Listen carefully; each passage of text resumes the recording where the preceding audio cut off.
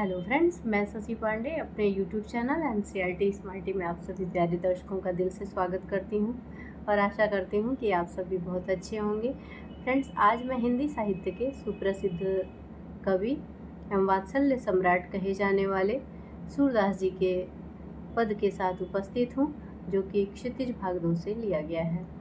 Friends, Surdas जी के जीवन परिचय के विषय में भी जान लेते हैं। तो सूरदास जी का जन्म हुआ था सन 1478 ईस्वी में रुनकता, जिसे रेणुका भी कहा जाता है, रुनकता नामक गांव में। कुछ विद्वान उनका जन्म सिही नामक, जो कि दिल्ली के निकट है, सिही नामक का स्थान पे मानते हैं और उनके जन्मांध के विषय में भी भ्रांतियां हैं। कुछ विद्वान कहते हैं कि वो जन्मांध नहीं थे, क्योंकि उनकी रचनाओं को देखकर ऐसा प्रतीत होता है जैसे मतलब एक आँख वाला व्यक्ति जिस प्रकार से वर्णन करता है, उस प्रकार से सूरदास जी ने कृष्ण की बाल लीलाओं का वर्णन किया है।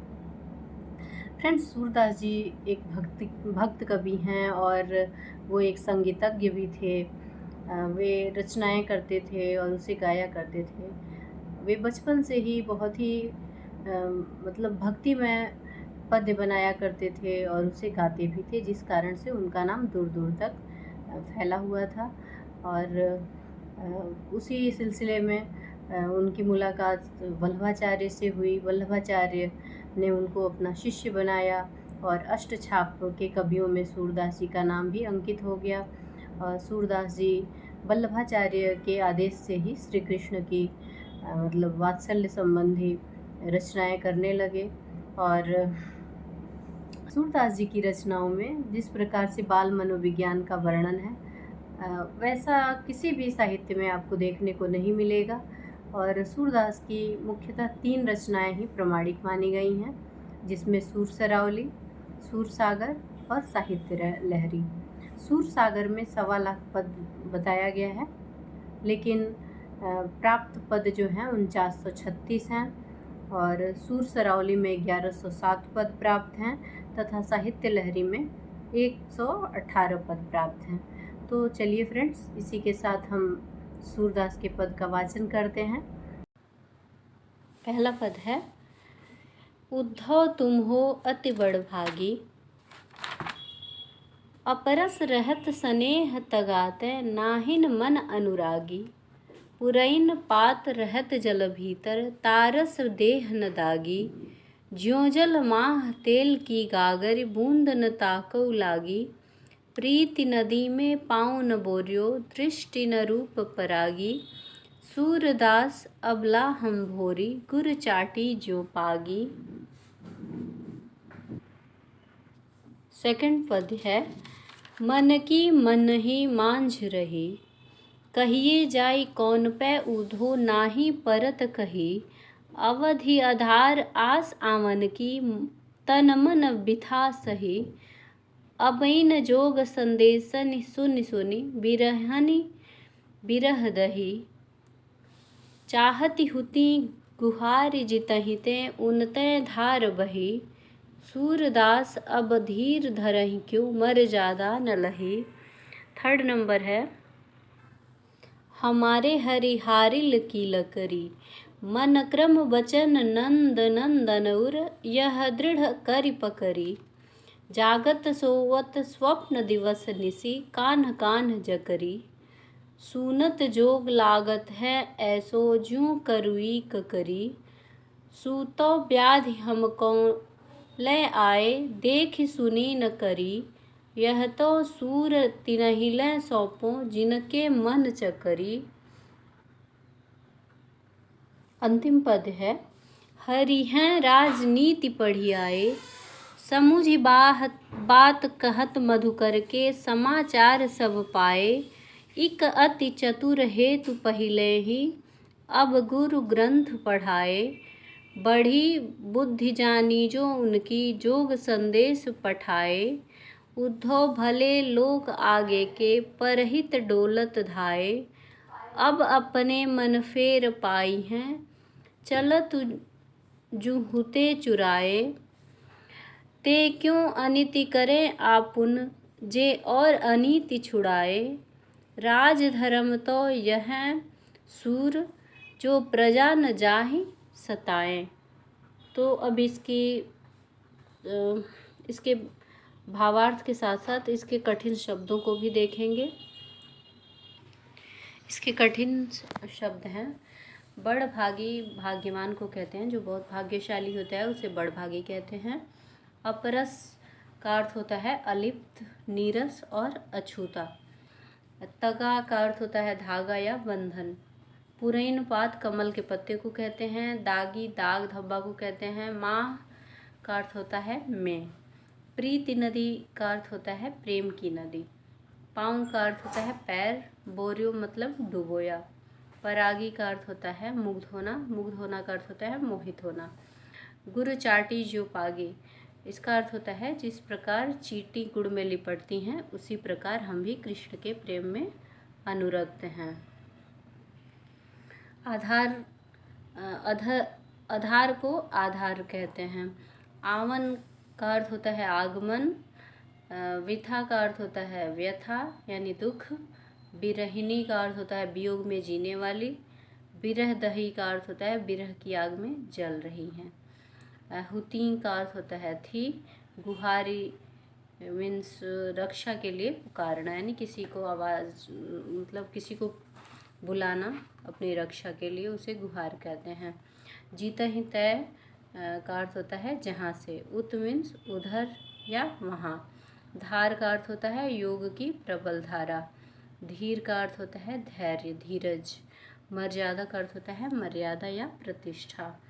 न लही का अर्थ होता है नहीं रही या नहीं रखी। हारिल एक पक्षी का नाम है जो अपने पैरों में हमेशा एक लकड़ी लिए रहता है और वो उसे कभी नहीं छोड़ता है। नंद नंदन उर पकड़ी का अर्थ होता है नंद के नंदन कृष्ण को हमने भी अपने हृदय में बसाकर कसकर पकड़ा हुआ है। जकरी का अर्थ होता है रटती रहती हैं। सु का अर्थ होता है वह व्याधि रोगों को कहते हैं या पीड़ा पहुंचाने वाली वस्तु को भी व्याधि कहते हैं। करी का अर्थ होता है भोगा। तीन ही उनको कहते हैं। मन चकरी का मतलब होता है जिनका मन स्थिर नहीं होता है, यानी इधर उधर डोलने वाला, जैसे चक्की डोलता रहता है। मधुकर भौरे को कहते हैं और उद्धव के लिए गोपियों द्वारा प्रयुक्त ये संबोधन है।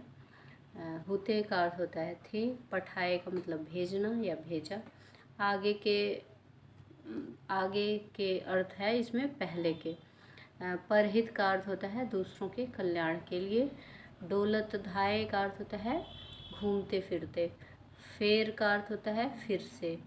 पाई हैं का मतलब पालेंगी। अनीति का मतलब होता है अन्याय। हरिल पक्षी के बारे में कुछ और जान लेते हैं। तो यह पीले टांगों वाला हरे रंग का कबूतर की जाति का पक्षी है जिसे हरियल हारित संस्कृत में कहते हैं। कॉमन ग्रीन पिजन अंग्रेजी में भी कहा जाता है इसको। और यह पक्षी भारत में घने पेड़ों वाले क्षेत्रों में पाया जाता है। हारिल की लकड़ी लोक मुहावरे के रूप में प्रचलित है। इसकी व्याख्या देखते हैं अब। पहले पद की व्याख्या है। गोपियाँ उद्धव को संबोधित करते हुए कहती हैं कि हे उद्धव, तुम तो बड़े भाग्यशाली हो क्योंकि तुम प्रेम के बंधन से अलिप्त हो। तुम्हारे मन में किसी के लिए कोई अनुराग नहीं है, कोई प्रेम नहीं है, अर्थात तुम्हारे मन में किसी के लिए प्रेम की भावना जागृत ही नहीं होती है। और तुम तो इस समाज में रहकर भी समाज से वैसे ही अलग हो जैसे कमल की पत्तियां जल के समीप रहती हैं फिर भी वो उस जल की बूंद से पूरी तरह वो अलिप्त होती हैं, यानी कि जल की बूंद ठहरती नहीं है कमल के पत्ते पर। जिस प्रकार जल में रहकर भी तेल की गागर जल की एक बूंद को भी ग्रहण नहीं करती, उसी प्रकार तुम कृष्ण के समीप रहते हो और उनके रूप सौंदर्य, उनके आकर्षण से तुम पर कोई प्रभाव नहीं पड़ता है, तुम बिल्कुल उनके प्रभाव से परे हो। और इसमें गोपियाँ कह रही हैं कि हे उद्धव, न तो प्रेम की नदी में तुमने अपना पैर डुबोया है और न ही किसी के लिए तुम्हारी दृष्टि में कोई प्रेम है, कोई अनुराग है। सूरदास जी कहते हैं कि गोपियाँ उद्धव से कहती हैं कि हे उद्धव, हमारी दशा तो तुमसे मतलब बिल्कुल विपरीत है। हम तो सीधी सादी गांव की अबलाएँ हैं और हम श्री कृष्ण के रूप और सौंदर्य से व उनके प्रेम में इस तरह हम लोग खोए हुए हैं कि जिस प्रकार से गुण में लिपटी हुई चींटियाँ होती हैं। इसलिए तुम्हारी भांति ज्ञानी बनकर कृष्ण प्रेम से हम लोग विरक्त रहना नहीं चाहती हैं और ना ही ये हम लोगों के लिए संभव है। इसका भाव सौंदर्य होगा कि मतलब इस पद्य में गोपियाँ जो हैं अपने वाक्पटुता से उद्धव और उनके निर्गुण ब्रह्म के ज्ञान को पूरी तरह से परास्त करने का प्रयत्न करती हैं और उद्धव की प्रेमहीनता पर व्यंग करती हैं कि वे भाग्यशाली न होकर बड़े ही दुर्भाग्यशाली हैं, क्योंकि वे कृष्ण मतलब के समीप रहते हैं और उनके मतलब प्रेम और सौंदर्य के नदी तट पर रहते हुए भी उस आकर्षण और प्रेम से बिल्कुल ही हीन हैं। नेक्स्ट पंक्तियों का देखते हैं, नेक्स्ट पंक्तियों की व्याख्या। फ्रेंड्स, इसमें गोपियाँ जो हैं उद्धव से कहती हैं कि हे उद्धव, श्री कृष्ण से मिलने की इच्छा जो है हमारे मन में ही रह गई और हमें यह उम्मीद थी कि जल्द ही श्री कृष्ण के दर्शन हो जाएंगे और जिन बातों को न कहना पड़े अब उन बातों को हम किसी से जाकर कहें, ये मतलब गोपियाँ सोच रही हैं। हम अपने हृदय की बातें सिर्फ कृष्ण से कहना चाहती हैं, ये गोपियाँ कह रही हैं उद्धव से। और ये भी कह रही हैं कि कृष्ण के न आने पर अब हम किसके सामने अपनी इच्छाएं प्रकट करें। और ये भी कह रही हैं कि मतलब हर पल हम कृष्ण के आने की आशा मतलब में थी और इसलिए तन और मन से हर प्रकार की व्यथा को, हर प्रकार के दुख को हम सहन कर रही थी।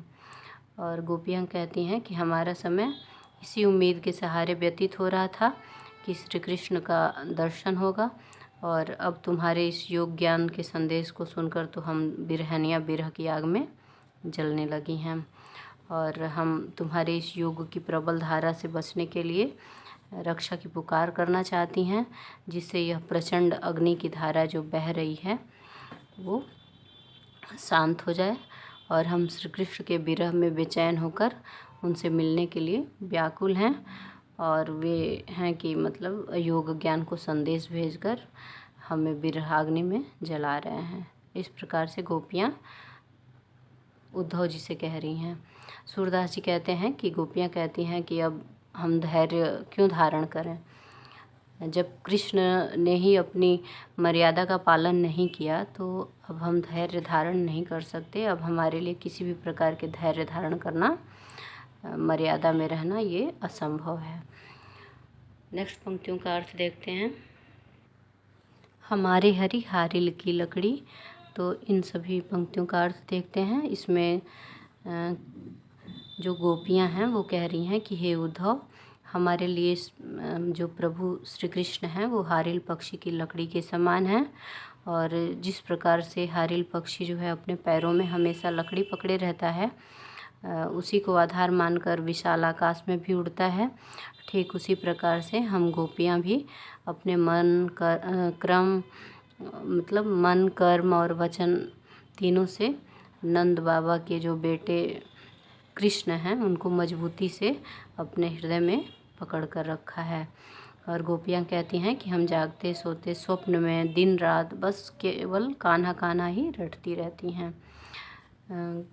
ऐसे में हे उद्धव, तुम्हारी ये योग की जो बातें हैं ये सुनकर कड़वी ककड़ी की तरह लग रही है, यानी कि कड़वी ककड़ी जिस प्रकार से गले के नीचे नहीं उतरती, उसी प्रकार से गोपियाँ जो हैं वो कह रही हैं कि ये योग की बातें गले में नहीं उतरती है, अर्थात तुम्हारा ये जो योग ज्ञान है ये कड़वी ककड़ी की तरह बिल्कुल बेकार है। और कहती हैं कि तुम तो हमारे लिए ऐसा रोग लेकर आए हो जिन्हें हम मतलब न ही कभी हमने देखा था और ना ही सुना था। और अब अगली पंक्तियों का अर्थ देखते हैं। इसमें लास्ट वाली पंक्तियाँ रह गई थी तो इसका अर्थ देखते हैं। यह तो सूरति नहीं लें सौंपो जिनके मन चक्री। इसमें जो मतलब इन पंक्तियों का अर्थ होगा कि सूरदास जी कहते हैं कि गोपियाँ उद्धव से कह रही हैं कि हे उद्धव, तुम अपना यह योग संदेश जो है, योग साधना का जो ज्ञान है, मतलब उन्हें देना जिसका मन चक्री का अर्थ होता है चक्र की तरह हमेशा घूमता फिरता रहता है, नहीं कि एक जगह स्थिर नहीं रहता, उनसे ये ज्ञान देना गोपियाँ कह रही हैं। अब नेक्स्ट जो पद्य है उसका देखते हैं। हरि हैं राजनीति पढ़ी आए। इन पंक्तियों में गोपियाँ जो हैं वो कह रही हैं कि हे सखी, हमारे प्रभु श्री कृष्ण ने अब राजनीति शास्त्र पढ़ ली है और उसमें पूर्णतः ज्ञान जो प्राप्त कर वे राजनीतिज्ञ बन गए हैं, इसलिए वे प्रेम संबंधी बातों में छल कपट का सहारा ले रहे हैं। गोपियाँ कह रही हैं, आपस में बातें कर रही हैं कि कृष्ण अब राजनीति शास्त्र पढ़ लिए हैं और वो प्रेम संबंध में भी छल कपट का सहारा ले रहे हैं। और कहती हैं कि मधुकर रूपी जो उद्धव मतलब जो ज्ञान संदेश की बातें कह रहे थे, वे तो मतलब समझ से बाहर है। और कहती हैं कि क्या कृष्ण का कोई हालचाल